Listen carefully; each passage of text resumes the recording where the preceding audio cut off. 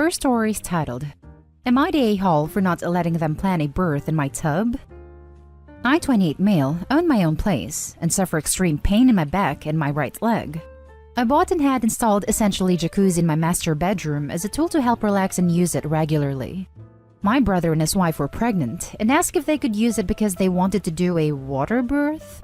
No idea if that's what it's called, but they have no bathtub in their place and asked to use my jacuzzi, saying they'll clean it out. To be honest, I know it's the miracle of life, but it makes me so uncomfortable to think of birth in my relaxation tub. I told them absolutely not, and they were furious, saying that it's selfish to deny her this. She went into labor yesterday, and they called to ask if they could come over and use it, and I told them again, no, and turned my ringer off. She gave birth at the hospital and demanded I need to pay half the bill that she'll get, but I just told them to screw off. They're now both calling me the a-hole, and so are our parents who live over the other end of the country. Am I the a-hole? Now for the top judgment. Did you make half the baby? No? Then there's no reason for you to pay half the bill. Some people. Not the a-hole. Nobody's entitled to your things, not even when pregnant or giving birth. I wish I could upvote this more than once. And the jets are impossible to clean. I have given birth. It's messy. And good for you for not allowing them to use your tub with jets. Ew. It really kills the relaxation vibe when blood, feces, amniotic fluid, and assorted afterbirth particles congeal in your pipes. Not the a-hole. The miracle of life is a miracle, but it's also not at all sanitary.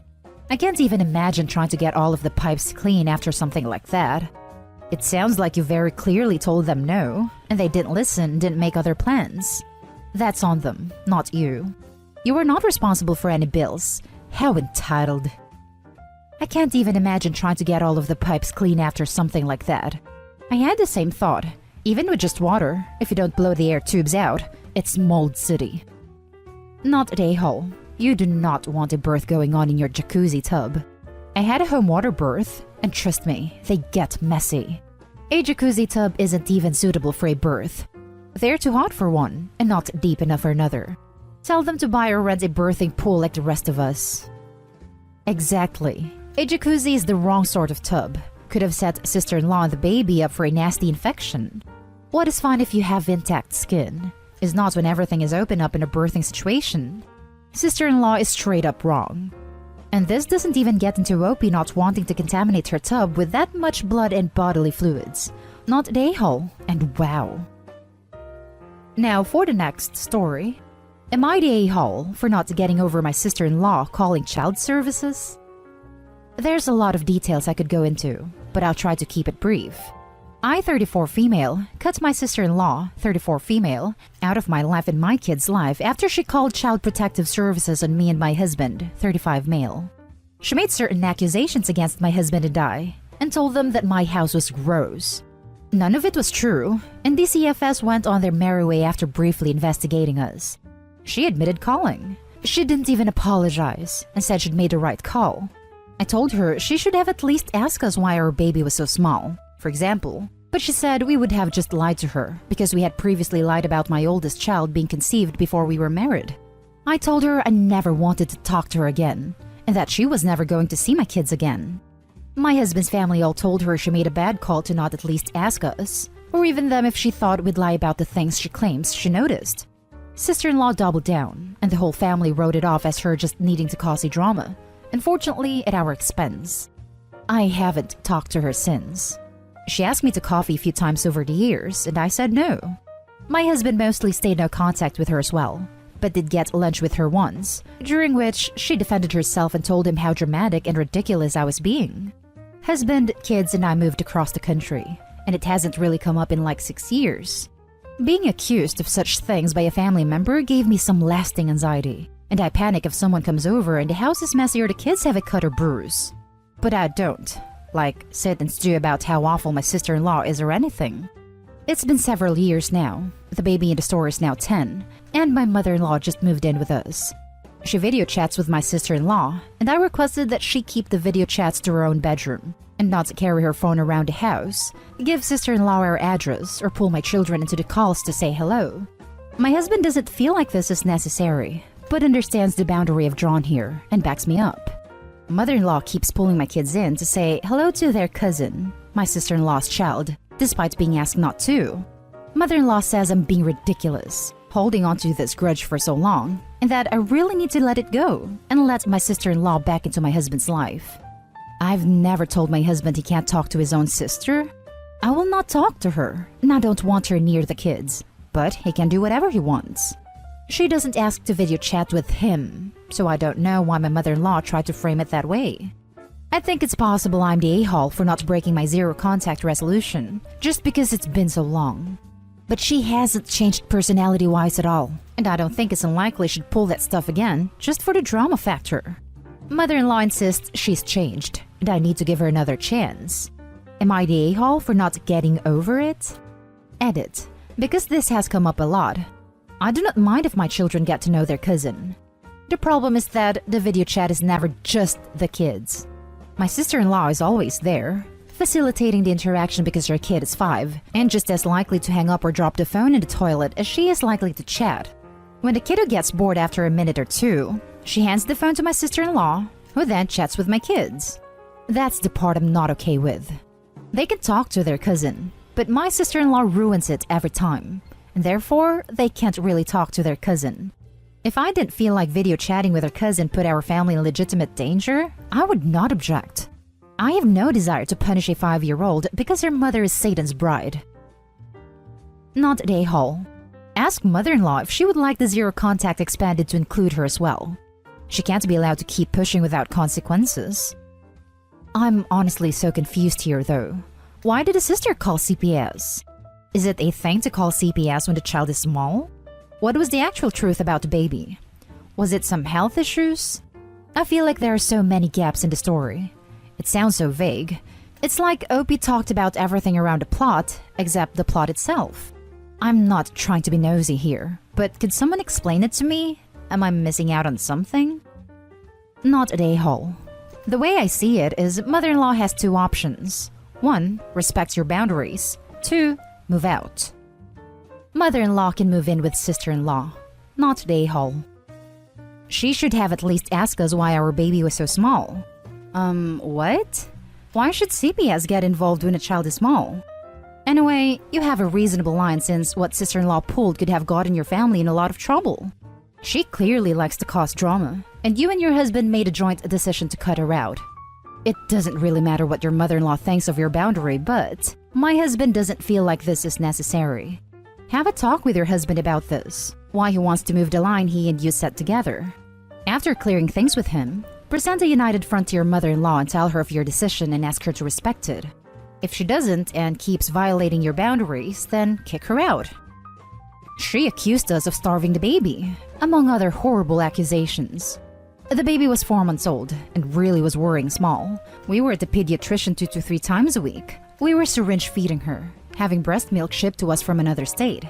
It was a nightmare, and having DCFS up our butts when I was trying to keep my baby from being hospitalized because she refused to take a bottle was not what I needed. But yes, everyone was concerned about the baby, and a call to DCFS would have been legit if we weren't doing anything about her smallness. Had she asked us about the welfare of the baby, we could have explained, but she reported us instead. My husband told me that he doesn't think it's necessary to set this boundary with his mother's video chats. He always respected my request that his sister not to be allowed around the kids, but I don't think he ever liked it.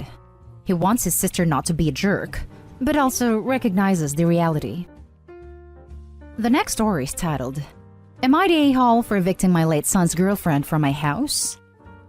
My late son, 43 male, and I were estranged for a very long time. Probably around the time he was 25, greatly in parts because of his on-again, off-again drinking problems. Around 2 years ago, we reconnected. Alcoholism had ravaged his life and his body, and he had been out of work for close to 8 years. His girlfriend, 45 female, and him had 3 daughters, 10, 8, 3, that he never told me about. But the store she was a manager at closed, so she was now out of work too. They were going to get married, but he couldn't afford a ring. They were soon evicted from their apartment and had no place to go. I have a house that I bought in cash 5 years prior, so I let them move into it around a year ago. They offered to pay rent, but after the first 2 months, they said they were swamped with medical bills for my son and still paying their eldest daughter's hospital bills for childhood leukemia. Around that time, my son confessed that he had advanced liver cirrhosis. I tried to get his girlfriend to get him to stop drinking. She would yell at me and sit down and cry when my son was in the middle of vomiting black bile with his entire body so yellow. She'd ramble on about how she spent 20 years with him and cannot stop hoping that he'll pull through and they'd get married and be a happy family. I had to stop visiting after that, mostly because soon after their eldest hysterically called me and said her dad didn't recognize her anymore, and I realized his mind had gone. My son finally died of cirrhosis 2 months ago. His girlfriend started wailing at the hospital and saying a lot of mean things to me and about my son in general, saying she wasted her youth with him and who was going to love her now. The house was falling into disarray as his girlfriend did nothing but cook for her kids and stare aimlessly at job postings. She's cold to me every time I come in, and the kids would be as well. While I feel for her, I always thought my son moving in was a temporary situation, and that's what he agreed to as well. I was thinking of putting the house up for sale for a while now, and in the meantime, my girlfriend's twin brother needed a place to stay when he starts his MBA in the fall. He was a property manager in college, so we agreed to get it in optimal condition for buyers. When I had my lawyer send notice to her that I needed her to move out, she called and said that she could not believe I was being so cruel to a single mom. It's been a month, and when I gave her the chance to move again, she said to have some heart and hung up even though she can't pay rent. I had my lawyers file an eviction complaint and had her served a couple days ago. She called me screeching about how I was a bastard for trying to make room for my girlfriend's twin and sobbed, saying where would she go with 2 evictions on her record? Am I the a-hole? She's 45 years old and not my responsibility. Now for the top comments. This is a rough situation. And first, I am sorry for your loss. His girlfriend started wailing in the hospital and saying a lot of mean things to me and about my son in general, saying she wasted her youth with him and who was going to love her now. She chose to stay with your son for 20 years knowing he was an alcoholic. She knowingly put herself into this situation by not seeking help or leaving during that time. I think this really sucks, but mostly for your granddaughters. It doesn't seem like you even acknowledge them as part of your family, referring to them as her kids. They are your son's kids too. I'm going to go with everyone sucks here. It's horrible your son died and left your grandkids without a father. It sucks that his girlfriend is struggling to care for them and is being rude and obnoxious instead of being proactive. And it sucks that you, after writing your son off years ago, are not able to realize you have an opportunity to help your family still, because you don't acknowledge them because of issues their father had. Everyone sucks here seems like the most reasonable answer here. It sounds like the son and girlfriend were dodging responsibility, covering up and making excuses for a long time. Meanwhile, letting their kids grow up in a household with a severe alcoholic. I've seen what addicts can do to children, and I also know that you can't force an addict into treatment until they want to go, as one other commenter said. Still, I fault OP for being so callous and detached after his son passed, and for leaving the kids in such a situation. I mean, his oldest granddaughter called freaking out that her father couldn't even recognize her, and OP's response was to quit visiting. He was probably the most stable person in those kids' lives, and he just noped out when the situation got too bad. You're not just evicting his girlfriend, though. You're evicting his 3 children, your grandchildren. If you're fine making your grandkids homeless, I guess that's your choice, but it's a pretty damn harsh one. I had to stop visiting after that, mostly because soon after their eldest hysterically called me and said her dad didn't recognize her anymore, and I realized his mind had gone. Doesn't this mean you should have visited more to support your grandchildren? Your oldest grandkid has leukemia. How is she going to stay in treatment if she's homeless? You can legally do whatever you want, but I think you're the a-hole. 2 months? The ink isn't even dry on his death certificate, and you're kicking out his wife and children. I hope you don't like those kids, because I can guarantee that if you do this, they might never talk to you again. Now for the last story. Am I the a-hole for telling my husband that his own behavior is why our son doesn't show him physical affection, and I won't force him to? My husband and I have a 6-year-old son, Sam. Sam is super affectionate to me, because I am super affectionate to him. For practically his whole life, we've had cuddle time every night. I tuck him in and give him hugs and kisses. I put him on a bus in the morning and kiss him goodbye, and when he doesn't feel good, I let him curl up with me on the couch and hold my hand. So it's not uncommon for him to randomly tell me he loves me, or come plant a kiss on my forehead while I'm just sitting down. This is just how we've always been with each other. By contrast, my husband isn't a very touchy-feely person, and therefore, our son doesn't show him the same affection. Don't get me wrong, my husband is a great father and Sam loves him. But he shows his love with tickles and wrestling, and Sam climbs all over him like a human jungle gym. That's their kind of love. Today, Sam wasn't feeling well, so I kept him home from school and we cuddled. When my husband came home, he kept trying to cuddle with Sam as well, but he only wanted me. This made my husband feel bad, understandably, and said that it looks like Sam loves me more than him.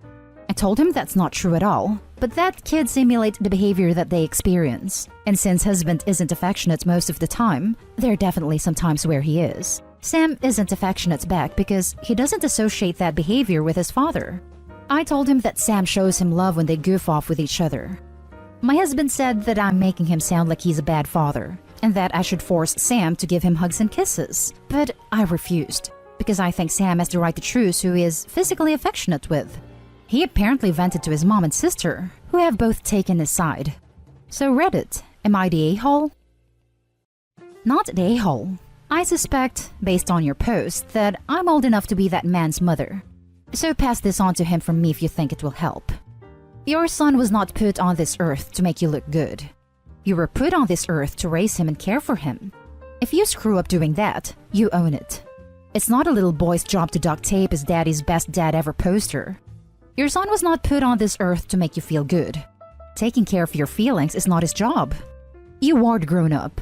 You don't like that you get what you give? Suck it up. You screwed up. The next time your son looks like he just needs company, offer him company. Just hanging out, doing stuff together. Accept it if he says no. Don't try to put your hurt feelings on him. If he falls down and skins his knee while he's with you, ask him if he wants a hug. Again, accept no. Do little, kind things for him like that, and he may grow to understand that dad also can be a source of mutual affection. Or you may have already set the pattern of your interactions for the rest of your lives. And if that is how it is, you live with it. And stop whining to your mommy about it. Good grief.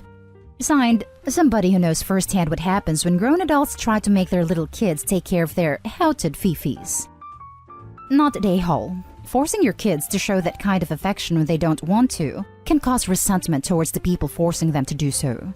He's still super little and unfiltered, meaning that they act on themselves instead of other people.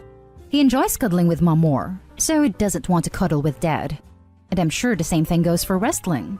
You can't force your kid to show affection in a way that doesn't make them comfortable. I hope that made sense. Either way, not the a-hole. One of the worst things you can do as a parent, outside whole other level abuse, is to force a child to hug/kiss anyone. Not the a-hole. And that's the end of this video, folks. As always, leave a comment and hit like and subscribe. And if you want more of this content, turn your notification on to get updated on the latest videos. And I'll catch you in the next one. Stay safe.